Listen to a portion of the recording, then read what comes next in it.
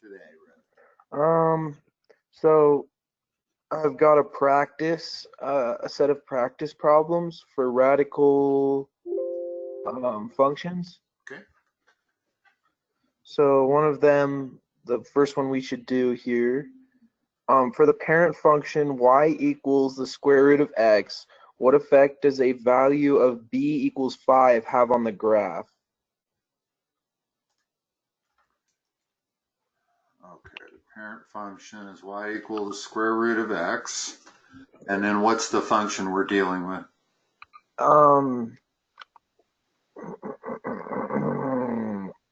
It just says, what effect does the value of b5 have on the graph? There's no b in that function, that elementary. In other words, you need to give me the function they're giving you.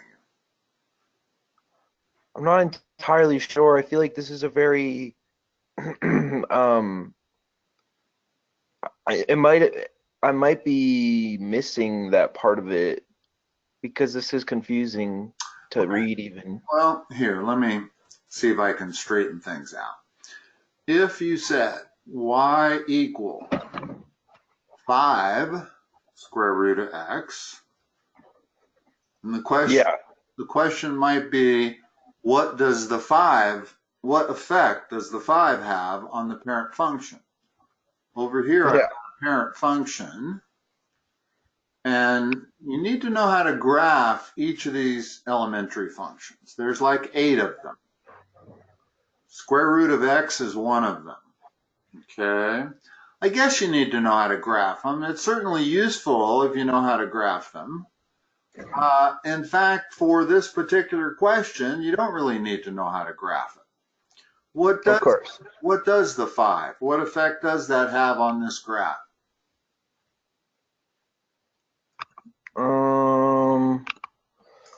Let's talk about transformations. Okay. 6 of them. There's 3 vertical, and there's 3 horizontal. All of the verticals are inside the function. In other words, any numbers or multipliers inside the radical sign, those are horizontal. So this is inside function. These are outside the function. What is my 5? Inside or outside?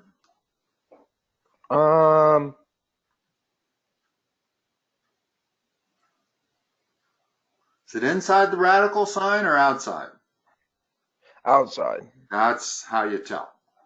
Okay. Or if I had a +3, that's outside also. That is also a vertical transformation. Okay. Or if I have a negative sign, that is outside the function as opposed to being inside the radical. And that is a vertical reflection. Okay? When a number is outside the function and multiplying, it's a vertical stretch. So if it's a negative sign, it's a vertical reflection. You know what I mean by vertical reflection? Over which axis? Yes. The y-axis. No. Or the x-axis, I'm sorry. Yeah, you're taking and flipping it vertically. Okay? If you were flipping it horizontally, you would be flipping it over the y-axis. So that's a vertical reflection over the x-axis. If something is multiplying or dividing, then it's a vertical stretch or shrink. And finally, if something is being added or subtracted, it's a vertical shift. Simple as that. Okay? Yep. We don't have any negative signs in this one, so we don't need to worry about that. So what's the 5 doing? It is...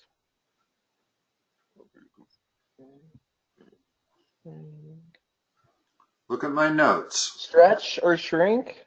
Yes. In other words, the 5 is a multiplier. So we're going to have a vertical stretch or shrink. Now here's what vertical stretches or shrinks look like. If I was going to take my elementary function, square root of x, and vertically stretch it, it does change the shape considerably. It stretches it. Yeah. Every point that's on the red line is, the blue line is 5 times further away from the x-axis, basically. Okay? Yeah. So that's why it's a stretch. And it's always a stretch if vertically, if this number 5 is between, if it's greater than 1. So if it's 2, it's a stretch. If it's a 1/2, it's a shrink. And what a shrink looks like would be that. Yeah. Hold on. It'll get smaller. Hold on 1 second, Nathan. Let me check my doorbell here. I don't know.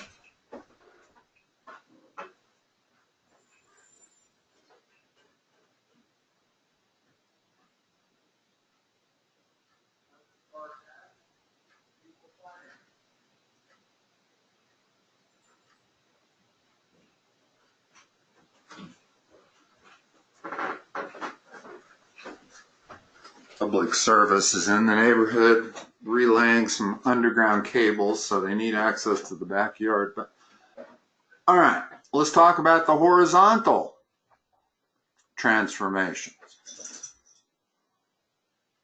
The negative means what? It's a horizontal reflection, which is over which axis?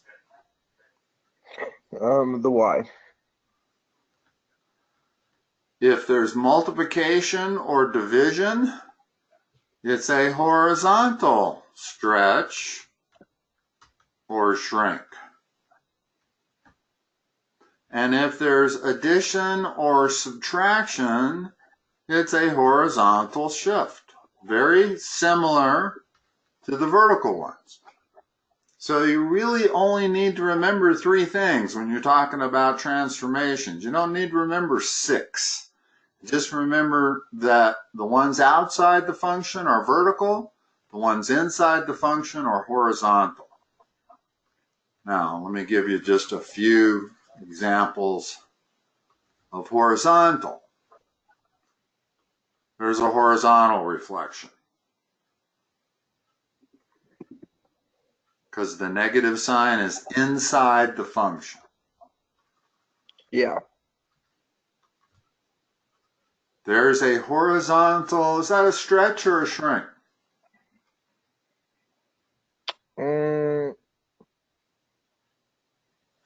It's opposite of the vertical.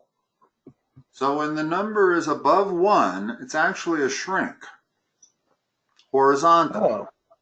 And when the number is between 0 and 1, it's a stretch. Okay? That's just the way it works. And the only other horizontal thing you can transform is if you add or subtract inside the function. So if I had this, I would merely shift. Remember, a shift does not change the shape at all. Yeah. The shift just moves it up or down if it's vertical, or left or right if it's horizontal. Well, this is horizontal. It's being subtracted from x. So it's a horizontal shift by 3 units. Which way? To the left. It's to the right. So I would start that thing right there, and I would draw my basic red line, same shape as this original red line. The only thing is I'm starting my starting point at 3. The reason it's to the right is there's a couple ways you can memorize it. You can just say it's always opposite of what the sign is. But the better thing is this is the standard. And h is a positive 3 here. And positive means to the right, negative means to the left. This is a little tricky memorizing it because you're always looking at the negative. But all math, you'll notice, is always x minus h. You don't see any x plus h's until you get to calculus. Mm-hmm. Whether you're talking the vertex format of a quadratic, it's x minus h. You're talking about conic sections, it's x minus h. It's always x minus h.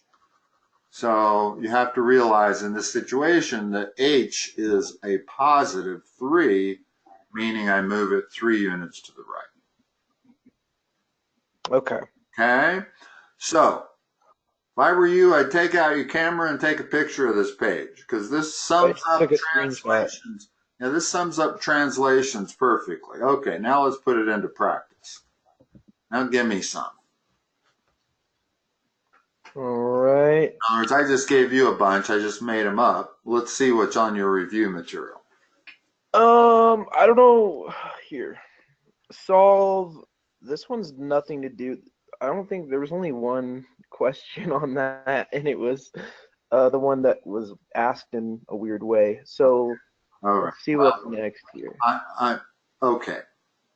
Have you had transformation, John? Yes. Okay, good. Because you will need them. They're important all the way through math. So that time we just spent on them wasn't wasted. Yeah. All right. What next?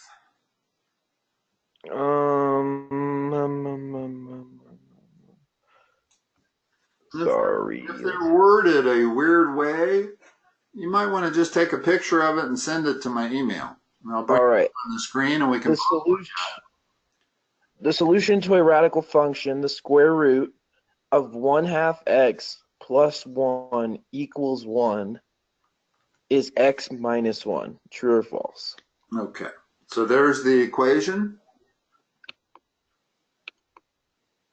Yes. Okay.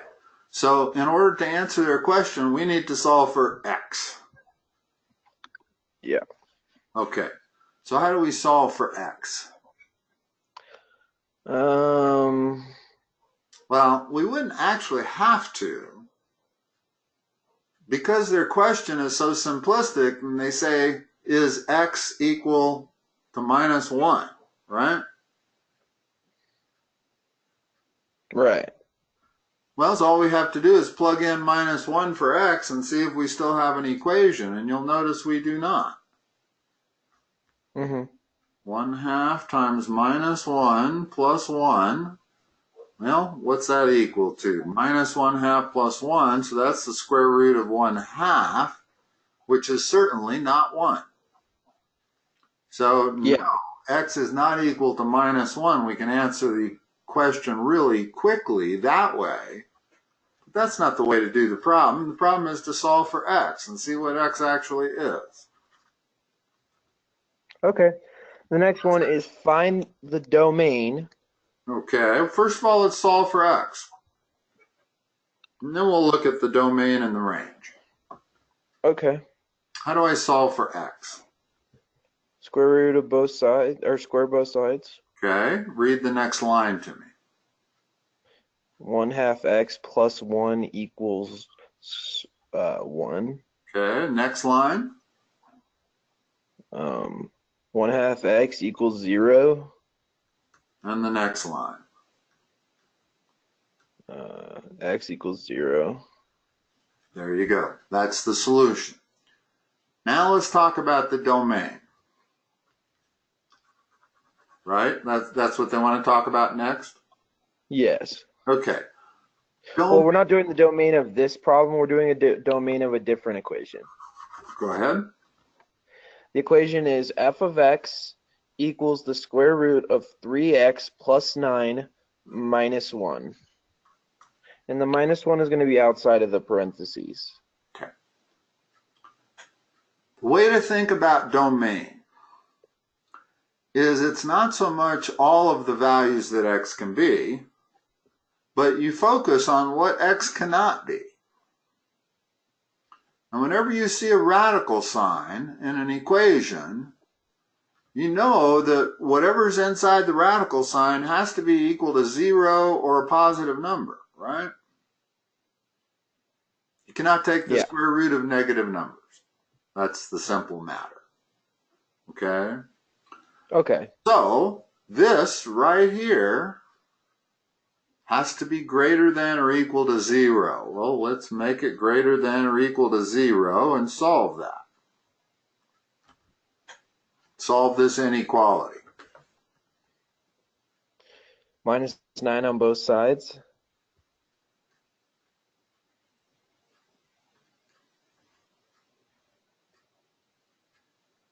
Divide by 3 on both sides. That's your domain. Now, have they taught you interval notation yet? Do they want their domains in interval notation? No. Okay, so that's sufficient for them. Yeah. So that's So all. next, That's all that's needed. X has to be great. If x is minus 4, it doesn't work. You end up taking the square root of a negative number. Okay. All right. Next question is about range of that function. no, it's the range of a different function. Okay. Function is f of x equals the square root of 1/2 x minus 4 plus 1, with the plus 1 being outside of the square root. Okay.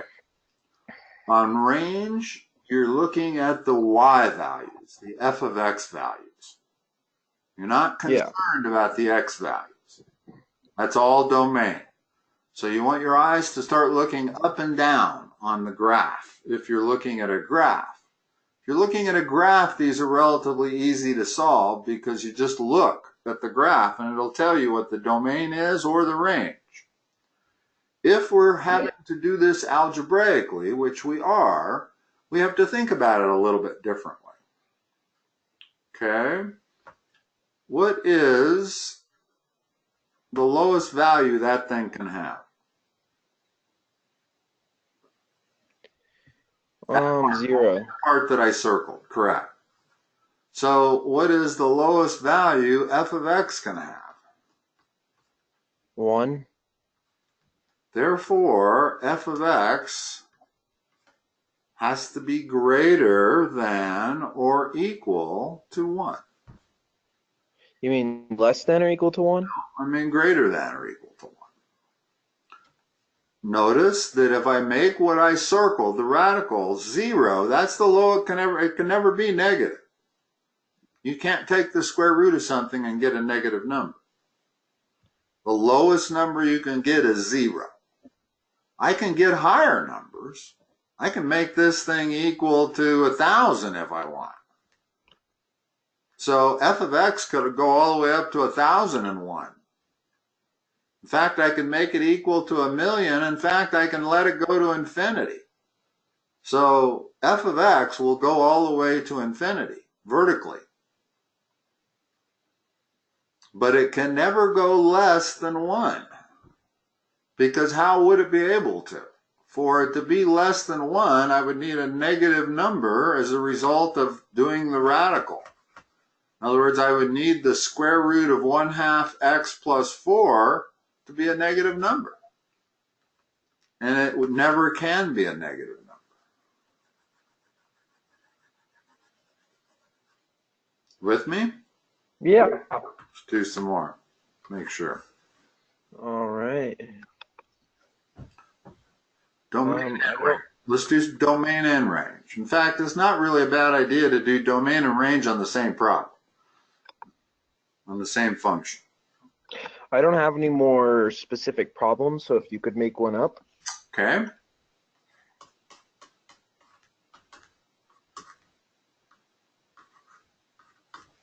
What's the domain on that?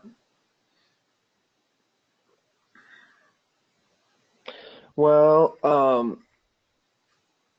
so we're looking at the right side of the equation. No, you're looking at the x values of the equation, which is the right side, I suppose. That's one way to think of it. But the better way to think of it is, what can x do? Is there any restrictions on x? No. Can x be negative 2? I mean, yeah. No, it can't be negative 2. You can't take the square root of a Because negative it's in number. square root, you're right. Okay, so we know x has to be positive. Can it be 0? Well, no, because there's no point in making a fraction over a 0. You hit it on it perfectly. You cannot, the number one rule in all of mathematics is you cannot divide by 0, ever. Yeah. Okay? So normally that could be 0. If I'd have made the function just square root of x, then x could be 0. So this domain on the far right is x greater than or equal to 0. But this domain is x greater than 0 only. I cannot have x be 0 because the square root of 0 is 0, and I cannot divide by 0. So there's a difference between that and that. Just because it's in the denominator. It's the only difference. Okay. All right. What else do you have? All right, we got solve 3 is greater than the square root of 3x. Like that? Yeah. Okay. Divide by 3 on both. Wait. Square both sides and then divide by 3 on both sides.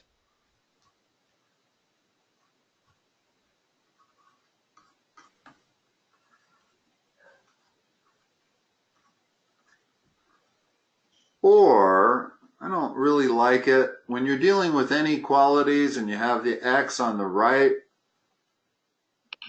it's better to do it like this.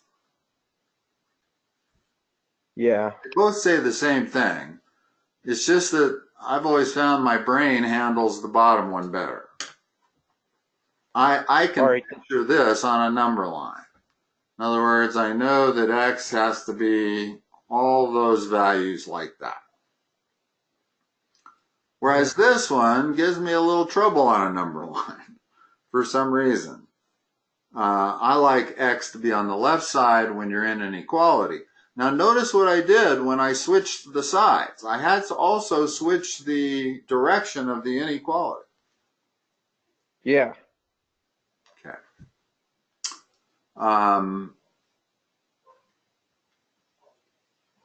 And what was this? This was strictly a domain question? No, this was just a solving question. Oh, a solvent. Okay. Well, this is the solution. X is less than 3. All right. Next up. Hold on. I got a problem there. Got a problem.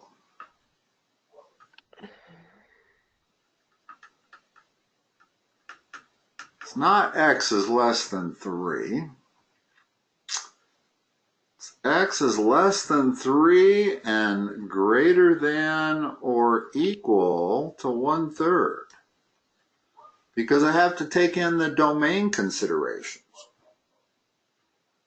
In other words, x can't be just less than 3 because that would mean that I could let it be minus 10. But I can't have a minus number inside that radical. So x, if I take the domain question first and say this has to be true, then I get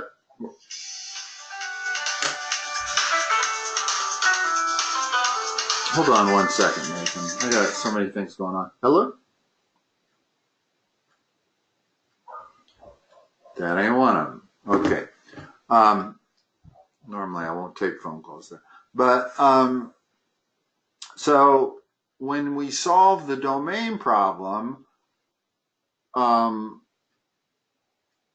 x has to be greater than or equal to 0, or just, yeah, no, it could be greater than or equal to 0. I don't know where I got 1/3 from. That's 0. Sorry. So you start there. And now 3 has to be greater than that. So x has to be less than 3. So really the solution is x has to be greater than or equal to 0 and less than 3. That's the full solution. Notice that when x is 3, we have the square root of 9. So it cannot be 3, because 3 would not be greater than 3. But it can be, it's got to be less than 3. It could be 2.999. Yeah. All right. Next up is solve the square root of 3x minus 2 is less than or equal to 2. All right, let's tackle the domain problem first. What's the domain going to tell us? X, what x is? No, start with whatever's under the radical. That's how you always solve these domain issues. 3x minus 2. Has to do what? Has to be greater than or equal to what? 2. No, forget the 2 on the right side for the moment.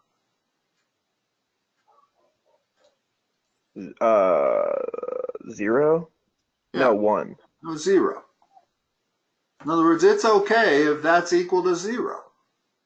I can take the square root of 0. That's fine. Okay. That's why I said it greater than or equal to 0. Now, if you solve that inequality down here on the lower right, you get x is greater than or equal to 2/3. Okay?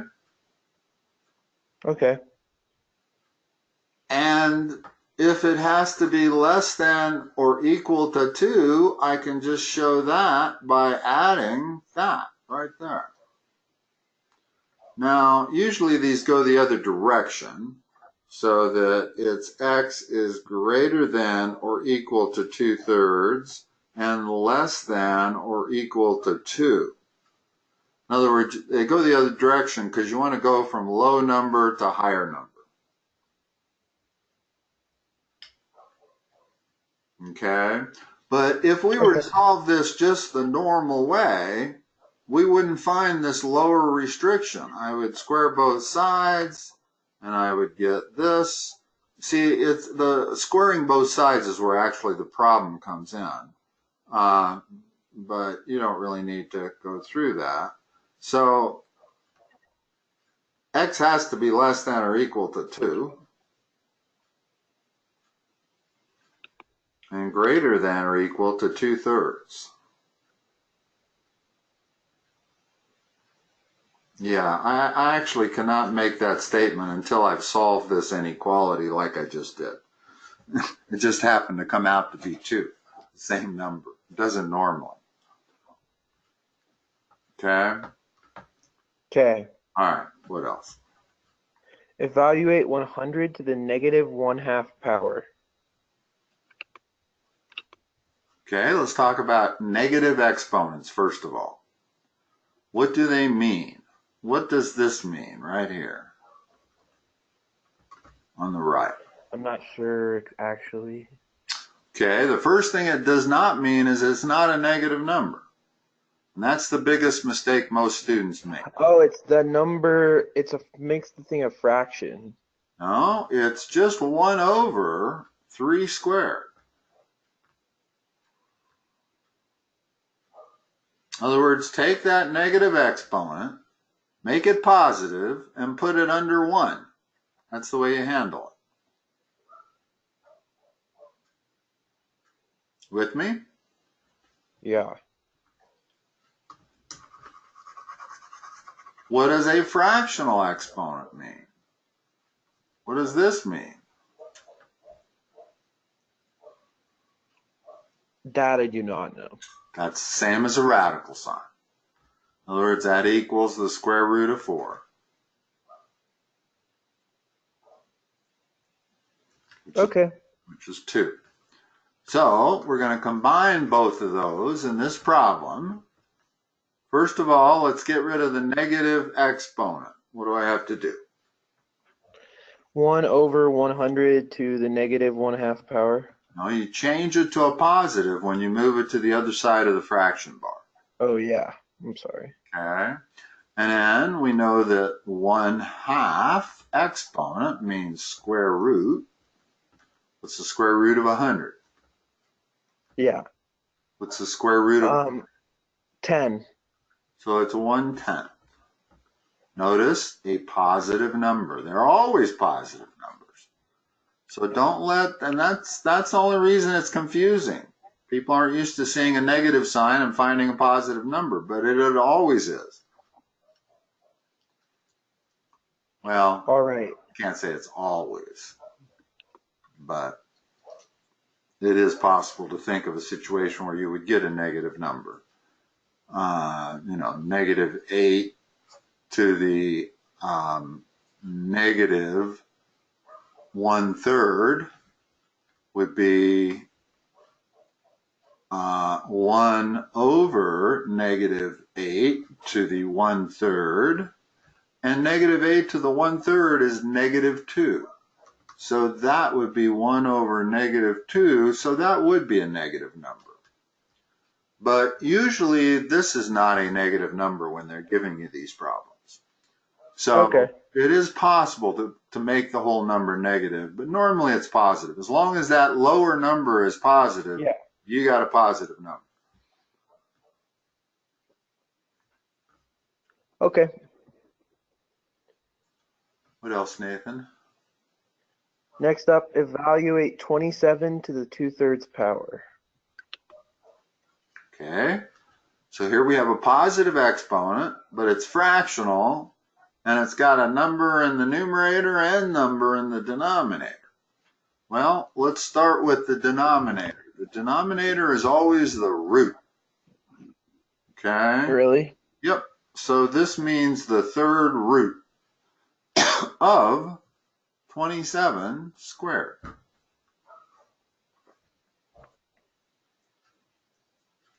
Now, you could do this two ways. You could square 27 and then take the cube root of it to get your answer, but that would require your calculator, and these never require a calculator. Remember that.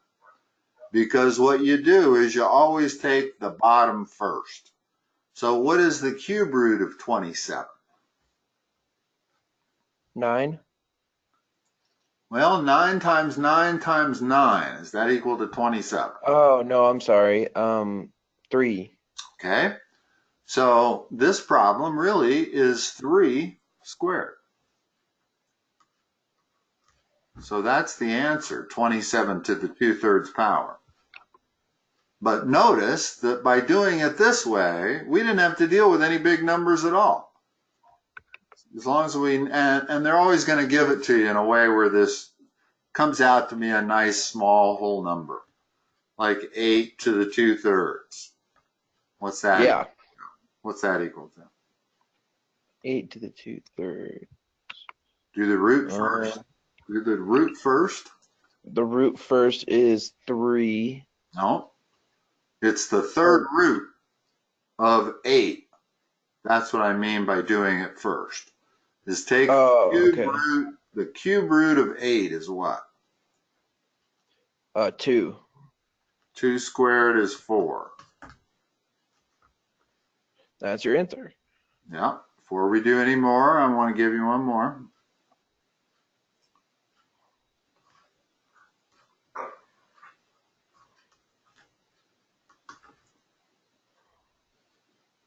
Remember, these cube roots are always small whole numbers.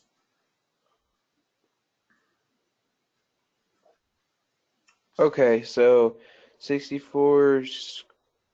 Don't do it that way. Do the bottom first. Take the cube root of 64. If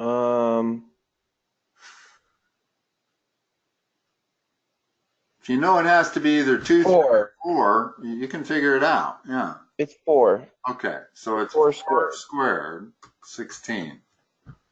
That's how you do those. Yeah. It won't always be thirds. Could be fifths. I could say do this.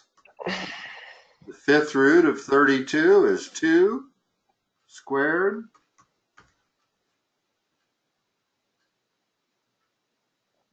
Okay? Okay. All right.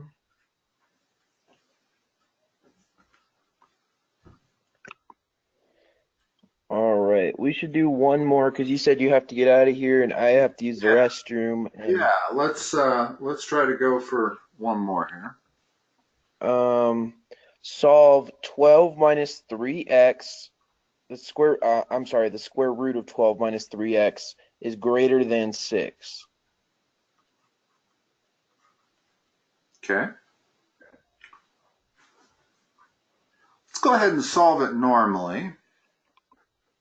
And then we'll look at square both sides. 6 is going to equal 36. Minus 12 on both sides. Negative 3x is greater than 24. Now here's the critical step. Dividing by a negative. Mm-hmm. What do you have to do when you divide or multiply by a negative? I'm probably going to get it wrong. Just change the direction of the inequality sign. That's it. Oh. That's the only thing you got to remember to do. So and then you just divide on both sides by positive? No, you still divide by negative 3. But after you've done the division, change the direction of the inequality sign. Okay? So, according to this, x has to be less than negative 8. So, could x be 0? Yes. No. Not if it has to be less than negative 8. Let's think about 0 is a larger value than negative. Exactly. 8. Let's put a number line up here. X has to be this way, right there. Yep. Okay. Notice that if x were 0, the square root of 12 would not be greater than 6.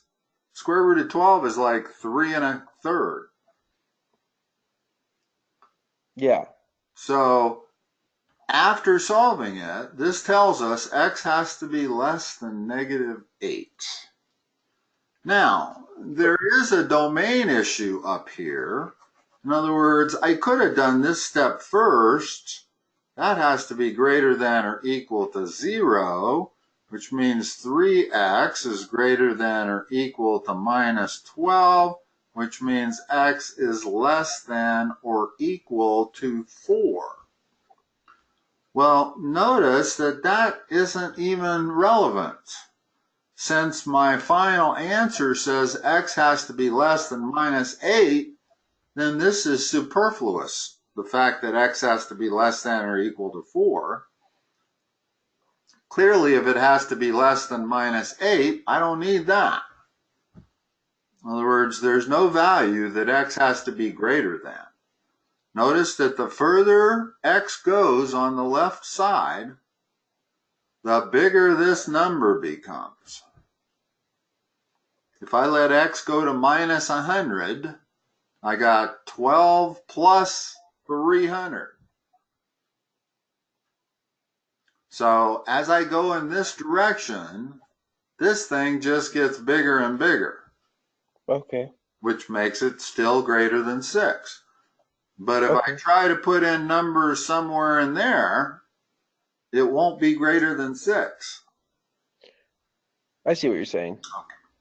It's just on the other two previous problems, we had domain considerations that not only did it have to be less than a certain number, but it had to be greater than a certain number also. Not in this case. All right. Well, thank you. Nathan, I'm going to let you go. I'm just going to charge you for 3/4 of an hour for the session. And Talk to you later. Bye-bye. Thank you. Bye. Bye-bye.